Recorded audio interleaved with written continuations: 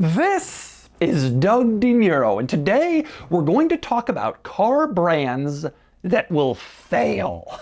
These are brands that are currently selling new cars here in North America and I think will fail at some point. Maybe tomorrow, maybe in 5 years, but these brands will fail. 6 of them, maybe 7. We'll talk about the 7th, but 6 brands that are headed for failure. Let's do it.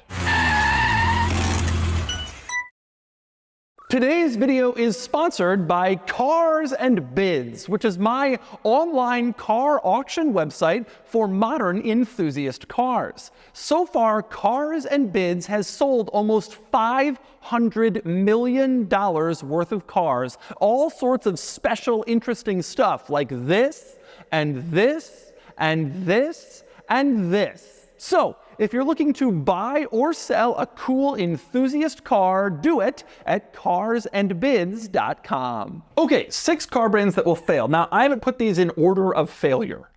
These are alphabetical because I don't know which one is going to fail first. I just think they will all fail, and I'll explain why as I get through each brand, but not in order. They're just alphabetical, and so we start with the first car brand that I think will fail, Alfa Romeo. Now, I want to be clear before I go any further, I am not saying Alfa will fail globally and never exist again, but I am saying that Alfa will fail here in North America and in the United States, and I want to explain why.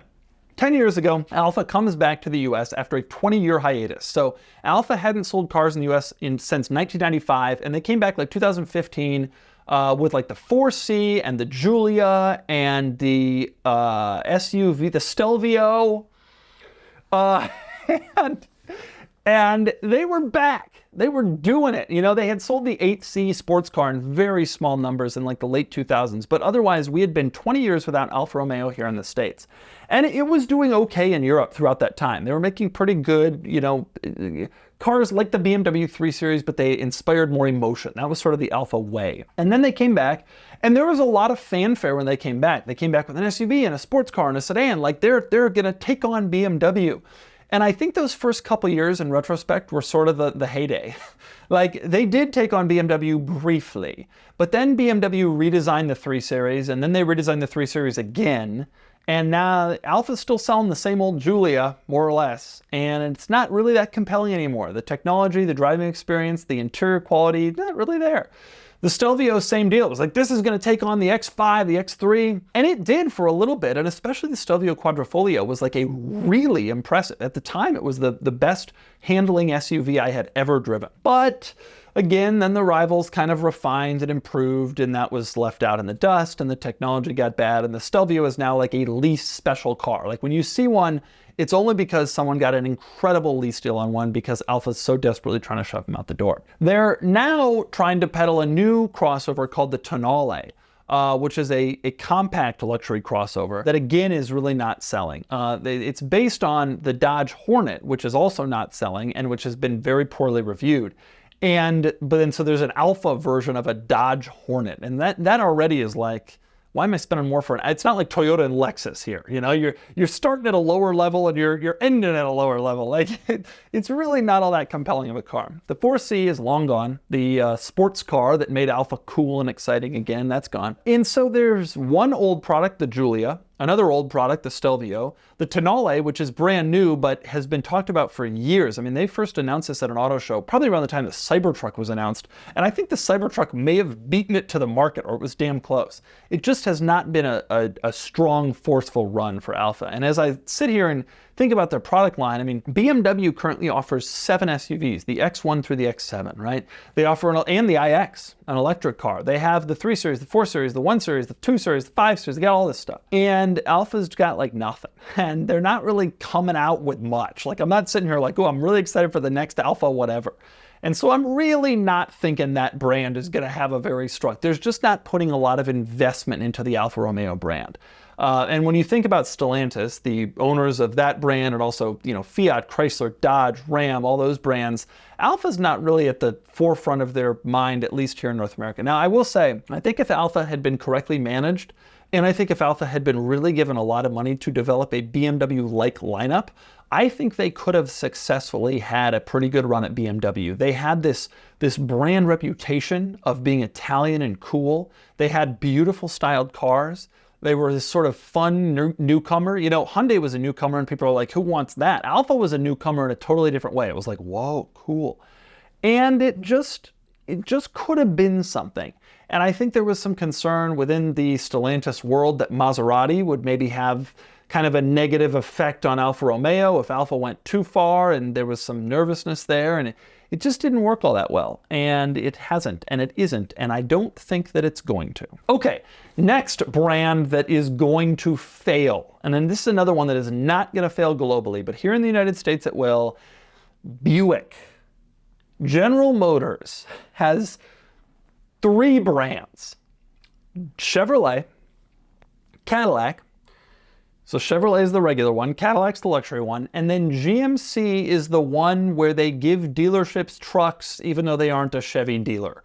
I don't know how many people are aware of this, but the entire reason that GMC really became a thing is because Buick and Pontiac dealers started complaining that the Chevy dealer down the road was selling so many more pickup trucks, and they wanted a pickup truck too. So GM had these dealer agreements with the Chevy dealers that said, we can't put more Chevy dealers in your area, but we can come up with a new brand and call it GMC, and we'll put those dealers. So then the Pontiac dealers were happy because they had GMC trucks. Okay, that's the genesis of this. So they have Chevy, GMC, and Cadillac. Those are the brands. Buick is not necessary. It just isn't. It. Chevy is sort of trying to go into this almost premium tier that GMC is also playing in. And Cadillac's already in the premium world. And it's like, why do we need Buick to sort of straddle this line, you know? Historically, we have been told, as dumb consumers just watching executives make decisions, we've been told that Buick exists because it's popular in China. And my view is, fine, let the Chinese have it. You know, Buick has a totally different product line in China that is apparently a fairly successful brand name over there. But here in the United States, Buick has been reduced to a couple of crossovers that are primarily made in China, and not really all that compelling. There's the Envista, there's the Envision, there's the Encore, and the Enclave. They all start with the N somehow. And none of them sell, and they're all rental fleet cars, and they're all lease special cars. And Buick has tried many times throughout my life to reinvent themselves as something different. Typically, the reinvention was a hip, fun brand that people should really consider instead of BMW for less money. Nobody wants to do that. Nobody thinks the Buick brand name is worth that. And so it's never really gone well. It's never been successful. And I have absolutely no doubt that that will continue to be the case.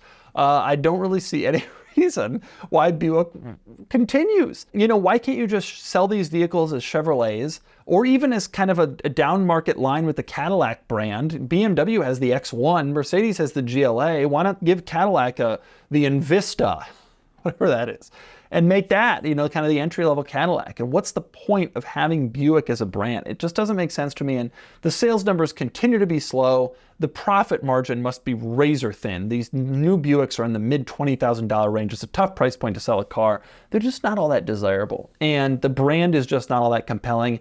And they've been trying for so many years to make it compelling, and it just doesn't happen. And so that's that. Okay, next brand that I think will fail. This one's hard to even argue with at this point, and that would be Chrysler. I think that Stellantis, despite what a lot of people say about Stellantis, which owns, again, Fiat, Chrysler, Dodge, Ram, Alfa, all those, you know, all the former Fiat Chrysler brands, I think they're actually in a pretty good place, believe it or not. Even though they continue to do massive layoffs and their sales numbers are way down, they have Jeep, which is a really desirable brand. They have the Dodge Ram, which is a desirable car, and they got a lot of enthusiast interest. And not just from car enthusiasts, which is a small market, but just like people who are enthused about their Chargers, their Challengers. Like these brands are still pretty strong, and managed the right way, I think they have good success. But the Chrysler brand specifically, I don't really feel that about. So the Chrysler brand has been whittled and whittled and whittled and whittled. And now the only car the Chrysler brand sells is the Pacifica minivan. And in fact, when you go to the Chrysler website, the headline is minivans, hybrid minivans and the 300. Well, the 300 has been canceled. So really it's just minivans and hybrid minivans. The last time I checked, that's the same thing, just with a different engine. Now, Chrysler tries to distinguish between the two. They at one point had the Voyager and the Pacifica as two different vehicles, but they've stopped doing that. So now they just have the Pacifica and the Pacifica plug-in, and that is the only vehicle that Chrysler is now selling, the Pacifica. Now, to their credit, it's a very competent vehicle, but I see no real reason why the Chrysler brand can't just transfer the Pacifica nameplate over to Dodge, call it the Grand Caravan again, which was always the more popular nameplate, although not the more upmarket one, which I suspect is the reason why they still have it at Chrysler. But just transfer the brand name and then shut down Chrysler. I mean, having Chrysler as a brand requires you to continue to do so much marketing in that direction and all that. If they would really consolidate it and move it back to Dodge is the everyman brand, the Chevrolet, and then that includes Ram, and that includes the Pacifica, and then maybe you could even get away with Alfa as the luxury brand if you really did it right. That could be Chrysler, but instead they have all these brands, and you know, Ram is technically a brand. Like, it's all kind of very confusing, but the Chrysler brand doesn't really seem like it makes a lot of sense when they're down to selling just one individual car that could easily be converted into a Dodge. And maybe it wouldn't be quite as expensive as a Dodge. They think the Chrysler nameplate gets them a little more money on each transaction, but you got to wonder if that's really worth the drawbacks of trying to continue to market the Chrysler brand. I mean, the dealers got to buy the little wing logo, every single dealer. I mean, that's valuable. No, really, it doesn't make a lot of sense to me to continue the Chrysler brand for what is now ultimately just one product that could easily become a Dodge and sort of a reorganization of the Stellantis product empire. And on that subject, I swear I'm not intending to pick on Stellantis here, but the other brand that is obviously slated for failure here in North America is Fiat. Fiat had basically failed in the US. They came out in like 2012 or whatever with the little 500 compact car, and it was quite popular in the first few years. It was a very popular little car, but profit margins on little cars are small. It did not make a ton of money. It sold a lot, but it didn't make a ton of money. And then there wasn't much to follow up on. I mean, this is a problem that a lot of little cute car brands have realized. The Volkswagen Beetle, okay, you came back with the Beetle, but then what? Volkswagen didn't have an answer. Mini doesn't really have an answer. The Fiat 500 doesn't really have an answer. And so you're not really in great shape. So the 500 existed. Then they came out with an SUV called the 500X and a kind of a minivan-y thing called the 500L. Neither of those sold. At one point, they were all canceled. The Fiat brand name has been brought back now for an electric version of the 500, but it's not a particularly compelling car, and it clearly has a very niche audience. And I don't really see the Fiat brand continuing as a very strong brand here in North America. It remains strong in Italy, where the Fiat brand can sell various different small cars, but in North America, people aren't really looking for compact hatchbacks, not just the 500, but other compact hatchbacks. It's just not particularly compelling or desirable, and the brand name is not particularly well known or exciting, and there's really no great benefit for having that brand except to sell the 500 in its cute form, but that's really starting to kind of get long in the tooth. People have already seen it. They've already thought it was cute. They've already thought it was special. It's starting to really become like okay, what else do you have? And the answer is not really all that much, at least for North America. Next brand that I think is going to fail, and I think this one's been talked about for a long time, the Infiniti brand, which is Nissan's luxury brand, just doesn't really make any compelling vehicles. And frankly, it doesn't seem like they're on the road to making any compelling vehicles. Infiniti's best era, as everybody talks about, was the early 2000s. They had the G35, which was tremendously great, very successful product. It won the Motor Trend Car of the Year. It was really everywhere on the roads. Everybody loved it. At the same time, they came out with an SUV called the FX that was based on the same platform, used the same powertrain, so there was some economies of scale going on. That was also popular. Infiniti had a good run at that time with some high-quality products. They came out with a full-size SUV, the QX56, which sold pretty well. But they just didn't follow all that stuff up very well.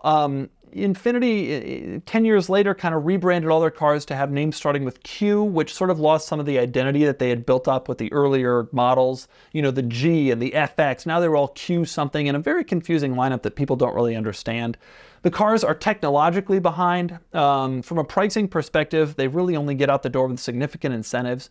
The point of a luxury brand like Lexus is to really kind of add profit, frankly. I mean, Lexus takes Toyota models, they give them a totally new design, they give them a totally new interior, they give them new technology, but it doesn't cost that much, and they really make good additional profit on those cars. That's not quite the case with Nissan and Infiniti. Infiniti, I suspect, is not particularly profitable. They do not make particularly compelling cars. They're not really selling in very strong numbers. And unless Nissan really wanted to put in the financial effort to turn Infiniti into a compelling luxury brand, I have a suspicion it's really not going to succeed. Now, they could do that. I think that there's still room for other BMW competitors, for other Acura and Lexus competitors.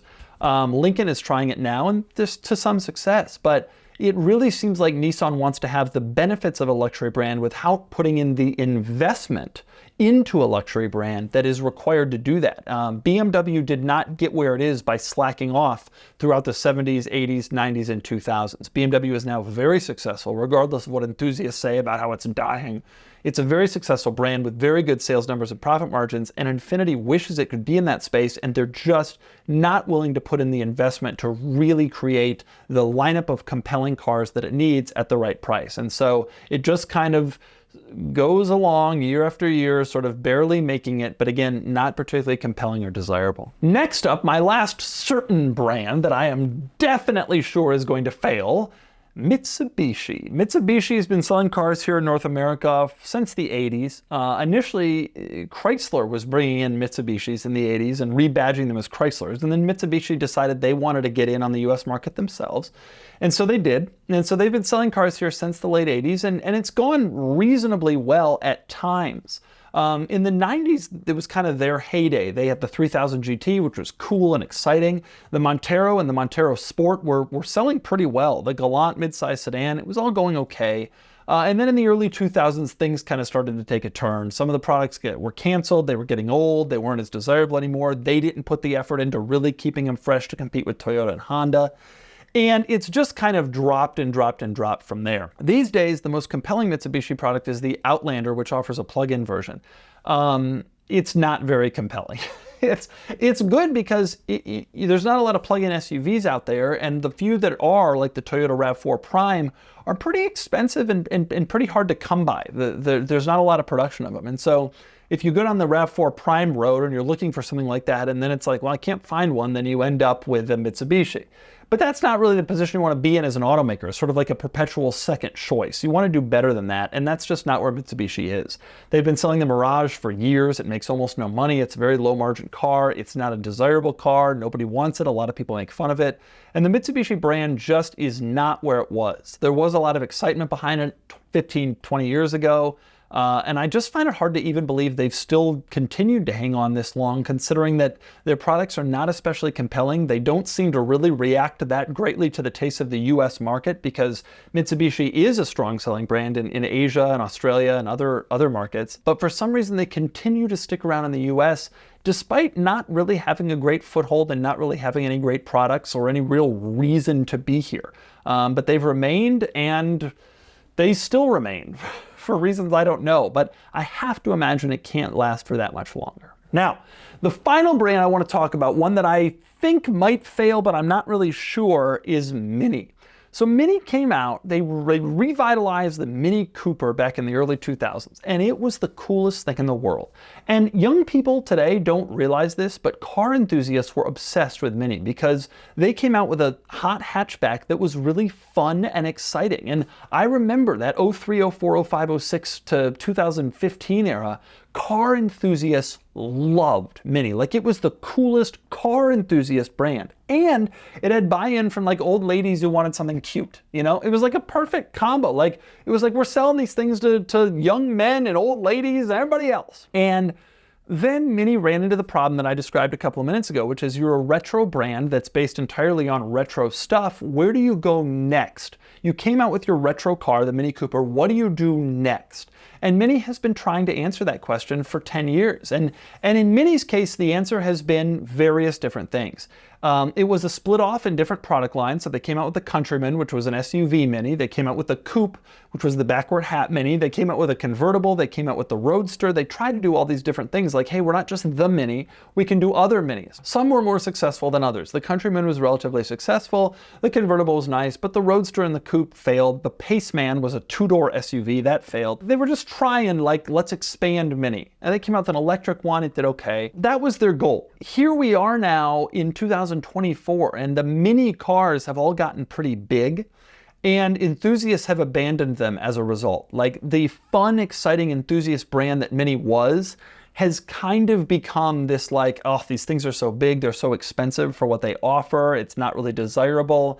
And now not that many people buy them. The little old ladies had their experience. They probably had a bad reliability experience with an early Mini. The enthusiasts have moved on to the Golf Rs, the Focus STs, you know, the real hot hatches. They really are not focused that much on Mini anymore. And the brand is really kind of struggling. And it's clear to me they're not really sure what to do next, where to go next, where to take Mini. And they keep trying. You know, it's a BMW brand. They have a lot of money. They're still trying to figure it out. But one wonders how much longer they will continue to try, given that there's only so many variations you can make of the Mini. So those are my thoughts on brands that will fail. I'm not sure about Mini, but I'm pretty sure about the other ones. And remember, this is North America only. I do not think Alfa Romeo will fail globally. The Chinese can have their Buicks, but I do think that these brands will probably not continue to find great homes here in North America. And in my mind, it's only a matter of time before they all die. Bye, everyone.